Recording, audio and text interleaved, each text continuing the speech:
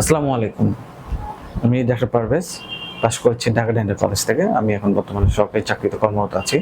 আমি 39তম বিসিএস স্বাস্থ্য ক্যাডারে জয়েন করেছি। আমার বর্তমান কর্মস্থল হচ্ছে বাংলাদেশ মেডিকেল বিশ্ববিদ্যালয় এক্সপিজি হসপিটাল। আমি এখানে ডক্টর অফ মেডিসিন মানে এমডি কোর্সে কর্মরত আছি। আমি যে সাবজেক্টে এমডি করছি সেটা হচ্ছে রেসিডেন্সি পেরিওডন্টোলজি। এমডি রেসিডেন্সি পেরিওডন্টোলজি এই সাবজেক্টে আমি এমডি করছি। যেহেতু আমি মুখ বিষয়ে পড়াশোনা করেছি, এই বিষয়ে স্পেশালিস্ট হতে চলেছে। মুখের অন্যতম একটা ডিজিজ বা রোগ মাড়ি থেকে রক্ত পড়া। এটা একটা কমন ডিজিজ এবং বাংলাদেশে অনেকেরই হয়। অনেক রোগীদের আমরা যারা ডেন্টাল পেশেন্ট পাই, অনেক রোগীকেই দেখেছি মাড়ি থেকে রক্ত পড়ে। এটা কমন কমপ্লেইন নিয়ে আসে। সাথে থাকে শিশির কর। এখন এই মাড়ি থেকে রক্ত পড়া অনেক সময় ভয়ের কারণ, আবার ভয়ের কারণও না। মাড়ি থেকে রক্ত পড়া মানে মাড়ি থেকে রক্ত পড়ে, এবং এই মাড়ি থেকে রক্ত পড়া শুধু মাড়ি থেকে না, এটা সিস্টেমিক ডিজিজের কারণেও হতে পারে। এই মাড়ি থেকে রক্ত পড়া আমরা দুই ভাগে ভাগ করি, লোকাল কজ এবং সিস্টেমিক কজ। লোকাল কজ বলতে, যেহেতু মাড়িটা মুখের ভিতরে অবস্থিত, মুখের মাড়ি থেকে রক্ত পড়া মানে মুখের ভিতরে কিছু সমস্যাজনিত কারণেও মাড়ি থেকে রক্ত পড়তে পারে। যেমন একটা ডিজিজ হচ্ছে জিঞ্জিভাইটিস, মানে মাড়ির প্রদাহ।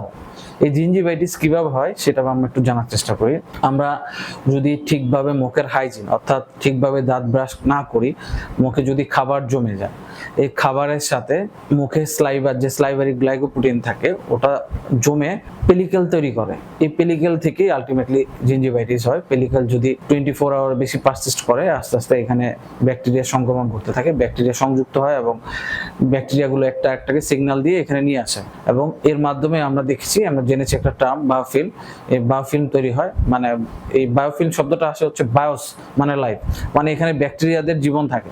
70 থেকে 80% ব্যাকটেরিয়া এই বায়োফিল্মের মধ্যে থাকে। এই বায়োফিল্ম যদি মুখে পারসিস্ট করে, আমাদের জিঞ্জিভাইটিস দেখা দিতে পারে। এখন এই বায়োফিল্ম আমরা কিভাবে প্রতিকার পাবো বায়োফিল্ম বা জিঞ্জিভাইটিস থেকে, সেটা আমরা শেষে আলোচনা করব।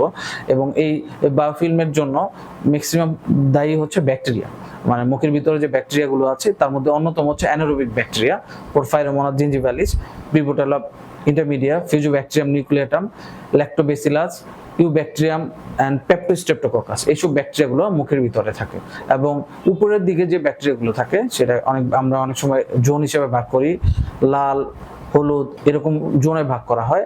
মেইনলি হচ্ছে আমাদের লাল ব্যাকটেরিয়াগুলো বেশি এই দুর্গন্ধের বা জিঞ্জিভাইটিস করার জন্য দায়ী। এখন যাই হোক, আমরা মেইন কথায় আসি, জিঞ্জিভাইটিস আসলে কি করে আমাদের মুখে। জিঞ্জিভাইটিস হলে বা মাড়ির প্রদাহ হলে মাড়ি থেকে প্রচুর রক্ত আসে। এই রক্তটা কিভাবে আসে, যেহেতু ওখানে লোকালি প্রদাহ হয়, প্রদাহ হওয়ার কারণে মাড়িতে নতুন রক্তনালী তৈরি হয়। এই রক্তনালীগুলো রাপচার হয়ে যায় এবং ফেটে যায়। এই ফেটে যাওয়ার কারণেই মাড়ি থেকে রক্ত পড়ে। এবং এই মাড়ির প্রদাহ বা জিঞ্জিভাইটিস যদি মুখের ভিতরে থেকে যায়, সেক্ষেত্রে অনেকদিন যাবত থাকলে আস্তে আস্তে করে দাঁতের উপর থেকে নিচের দিকে নামতে থাকে। নিচের দিকে নামলে সে মাড়ির হাড্ডি মানে বোনস, লিগামেন্ট এবং সিমেন্টাম এইসব জায়গাও ক্ষতিগ্রস্ত হয়। সেক্ষেত্রে একটা পারসিস্টেন্ট ডিজিজ ডেভেলপ করে বা রোগ তৈরি হয়, সেটাকে আমরা বলি পেরিওডন্টাইটিস। সো এই পেরিওডন্টাইটিস হলেও মুখ থেকে রক্ত পড়তে পারে। এছাড়া কারো যদি মুখে আলসারেশন থাকে, মানে ঘা থাকে, ঘা থেকেও রক্ত পড়তে পারে, অথবা কোনো অ্যাবসেস বা পেরিয়ান্ডো ডিজিজ মানে সাইনাস ট্র্যাক্ট, ওইসব জায়গা থেকে পুজের মতো রক্ত বের হতে পারে। এগুলো হচ্ছে লোকাল কজ। এখন আমরা কিছু সিস্টেমিক কজ জানি। সিস্টেমিক কজের ভিতরে আছে হচ্ছে লোকাল কজ, আরো কিছু আছে, সেগুলো আমি পরে বলবো, গুরুত্ব অনুসারে বলছি। সিস্টেমিক কজের মধ্যে আমরা রিসেন্টলি দেখি প্রায় আমাদের দেশে ডেঙ্গু রোগ হয়। ডেঙ্গু, এই ডেঙ্গুর আবার ভাগ আছে যেগুলো হেমোরেজিক ডেঙ্গু, মানে রক্ত ক্ষরণজনিত ডেঙ্গু। এই ডেঙ্গু রোগের একটা উপসর্গ মুখের মাধ্যমে দেখা দেয় এবং মুখ দিয়ে মাড়ি দিয়ে রক্ত বের হয়, এবং এই রক্ত বের হলেই হেমোরেজিক ডেঙ্গুর কারণে মানুষ শকে চলে যেতে পারে, ডেঙ্গু শক সিনড্রোম বলে। সো মুখ দিয়ে রক্ত পড়াকে কোনোভাবেই মানে সহজভাবে নেওয়া ঠিক হবে না। মুখ দিয়ে রক্ত পড়লে আমরা সেটা ডক্টরের শরণাপন্ন হয়ে অবশ্যই যদি কোনো ক্রিটিক্যাল ডিজিজ হয় সেটা আমরা নির্ণয় করার চেষ্টা করব। আরো কিছু রোগ আছে যেমন আইটিপি বলে, বা তারপর হচ্ছে লিউকেমিয়া হলেও মাড়ি দিয়ে রক্ত পড়তে পারে। আবার কিছু ড্রাগের কারণেও, মানে যেসব ড্রাগ যেমন ইকোস্প্রিন, ক্লোপিডগ্রেল, এইসব খেলেও আমরা অনেক সময় দেখি যে রক্ত পড়ার পরিমাণ বেড়ে যেতে পারে। এখন লোকাল আরো কিছু কজ আছে। আমরা যদি দেখি যে আমাদের ব্রাশিং টেকনিকের কারণেও মাড়ি থেকে রক্ত পড়তে পারে। আমরা যদি সুন্দরভাবে দাঁত ব্রাশ না করতে পারি, দাঁত ব্রাশ নর্মালি আর্টিস্টিক ওয়েতে করতে হয়, আস্তে আস্তে করতে হয়, সময় নিয়ে করতে হয়, সুন্দরভাবে করতে হয়। কিন্তু জোরে জোরে দাঁত ব্রাশ করলেও সেক্ষেত্রে মাড়ি থেকে রক্ত পড়তে পারে এবং মাড়ি ছুলে যেতে পারে, মানে আলসার হয়ে রক্ত পড়তে পারে। আবার আমরা অনেক সময় দেখি পেশেন্টের ট্রমাটিক বাইট থাকে, মানে আমরা যে কামড় দেই কামড়টা ঠিকভাবে পড়ছে না, মুখের ভিতরে বাক্কাল মিউকোসা আছে, বাক্কাল মিউকোসাতে পড়ে, বা 8 নম্বর দাঁতের পিছনে অপারকুলাম থাকে, সেখানেও কামড় পড়তে পারে। ওইখান থেকেও কামড়ের কারণে ঘা হয়েও রক্ত পড়তে পারে, আবার ওখানে প্রদাহজনিত ইনফেকশনের কারণেও ওখান থেকে রক্ত পড়তে পারে। সেক্ষেত্রে আমরা চিকিৎসার ক্ষেত্রে স্পেসিফিক কজ জেনে আমরা সেটা, কজ না জেনে আমরা চিকিৎসা করতে পারবো না। এখন কোন পেশেন্ট যদি রোগী মাড়ির রক্ত সমস্যা পড়ার সমস্যা নিয়ে আসে, তাহলে আমাদের শুরুতেই কি কারণে মাড়ি থেকে রক্ত পড়ছে সেটা আমরা খুঁজে বা জেনে বুঝে কারণটা বের করতে পারলেই আমরা চিকিৎসা করতে পারবো বা নিতে পারবো।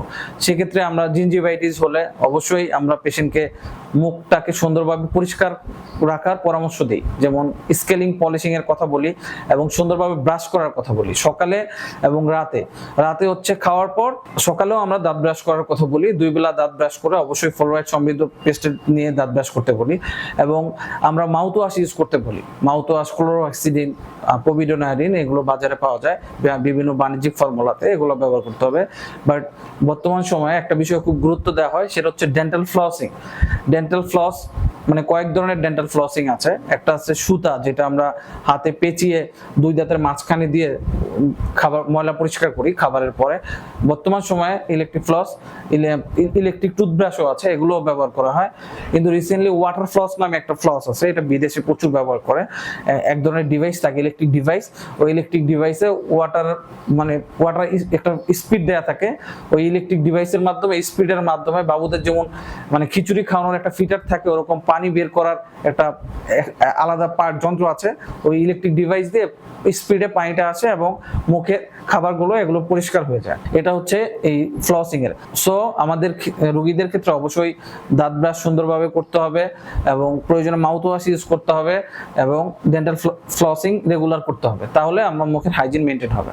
এবং সিস্টেমিক ডিজিজের ক্ষেত্রে অবশ্যই আমাদেরকে কি কারণে মুখে রক্ত পড়ছে, সিস্টেমিক যেমন ডেঙ্গু থাকলে সেটা এক্সক্লুড করতে হবে, লিউকেমিয়া মানে রক্তের ক্যান্সার হলে সেটাও মাড়ি থেকে রক্ত পড়ে, সেক্ষেত্রে লিউকেমিয়ার চিকিৎসা নিতে হবে।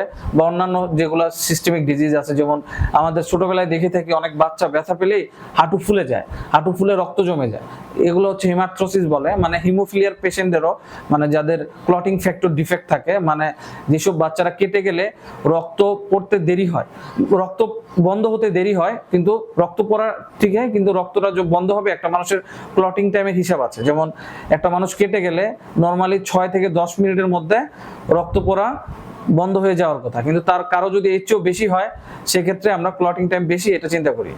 সো রক্ত পড়া যাতে সময় মতো বন্ধ হয় সেজন্য আমরা চিকিৎসা করা দরকার। হিমোফিলিয়া হলে এই ক্লটিং ফ্যাক্টর ডিফেক্ট থাকে, মানে রক্ত জমাট বাঁধা জনিত যে ফ্যাক্টরগুলো আছে ওগুলাতে ডিফেক্ট থাকার কারণে, বিশেষ করে ফ্যাক্টর 8 এবং ফ্যাক্টর 9 যদি ত্রুটি থাকে সেক্ষেত্রে আমরা সেগুলাকে হিমোফিলিয়া বি বা ক্রিসমাস ডিজিজ বলে। এই হিমোফিলিয়ার সিমটমগুলো মুখের রক্ত পড়ার মাধ্যমে প্রকাশ পেতে পারে। সো আমাদের যদি এরকম হয় যে মুখের মাড়ি দিয়ে রক্ত পড়ছে, আমরা অনেক সময় মেল শিশুদের মানে সার্কামসিশনের হিস্ট্রি নিয়ে থাকি, যে ছোটবেলায় মুসলমানির সময় যে রক্ত পড়া ঠিকভাবে হয়েছিল কিনা, না অতিরিক্ত হয়েছিল, বা হসপিটালাইজড করার প্রয়োজন হয়েছিল কিনা, এগুলো আমরা খোঁজখবর নেই। বা কেটে গেলে তাড়াতাড়ি শুকিয়ে গিয়েছিল কিনা, বা হসপিটালে নেওয়ার পরে ওখানে কোনো আলাদাভাবে কোনো প্রিকশন বা কোনো চিকিৎসা নেওয়া হয়েছিল কিনা। আমরা হিমোফিলিয়া দেখতে নর্মালি ফ্যাক্টর 8টাকে পার্সেন্টেজ, ফ্যাক্টর 8 ফ্যাক্টর 9 এর পার্সেন্টেজ হিসাব করে দেখি। এগুলো আমাদের বাংলাদেশ মেডিকেল বিশ্ববিদ্যালয় অহরহ করে, যে হিমোফিলিয়ার পেশেন্টদের ফ্যাক্টর 8 ফ্যাক্টর 9 এর পার্সেন্টেজ কত হিসাব করে চিকিৎসা। এবং এইসব অনেক সময় আমরা দেখেছি যে শিশু বা রোগীর মা বাবা জানেই না তার হিমোফিলিয়া আছে, পরে এরকম মাড়ি দিয়ে রক্ত পড়ে বন্ধ হয় না, তারপর আমরা টেস্ট করে দেখেছি, যে বিশেষ করে হেমাটোলজিক্যাল টেস্ট মানে রক্তের পরীক্ষাগুলো করে এক্সক্লুড করে দেখেছি তার হিমোফিলিয়া ধরা পড়েছে। সো মাড়িতে রক্ত পড়ে এটা অবহেলা করার কিছু নাই, আমাদের অবশ্যই গুরুত্ব দিয়ে দেখতে হবে। যে কোনো ডিজিজের ক্ষেত্রেই হোক, সিস্টেমিক ডিজিজ বা লোকাল ডিজিজ, আমরা প্রত্যেকটা কারণ অনুসারে চিকিৎসা করব, সেক্ষেত্রে আমাদের সমাধান হবে। আমরা কোনোভাবেই মুখের চিকিৎসা বা মুখের হাইজিনকে অবহেলা করব না। আমি শুরুতেই বলেছিলাম আমাদের মুখ হচ্ছে আমাদের সারা বডির এন্ট্রি পথ, মানে শুরুর পথ। এই মুখ থেকে শুরু হয়ে সারা বডিতে আমাদের সবকিছু চলাচল হয়। আমরা মুখও শরীরের একটা অংশ, দাঁতও শরীরের একটা অংশ।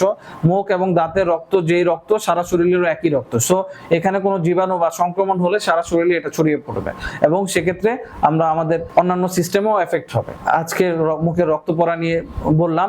যদি আপনাদের আরো কিছু জানার থাকে, বলার থাকে, কমেন্ট বক্সে জানাবেন। এবং আমার বিস্তারিত ঠিকানা এখানে দেয়া থাকবে, আমার চেম্বার প্লাস আমার কর্মস্থল সবকিছু দেয়া থাকবে। আপনাদের আরো কোনো ইনফরমেশন হলে আমাকে জানাবেন। নিজে ভালো থাকুন, অন্যকে ভালো রাখুন। আসসালামু আলাইকুম।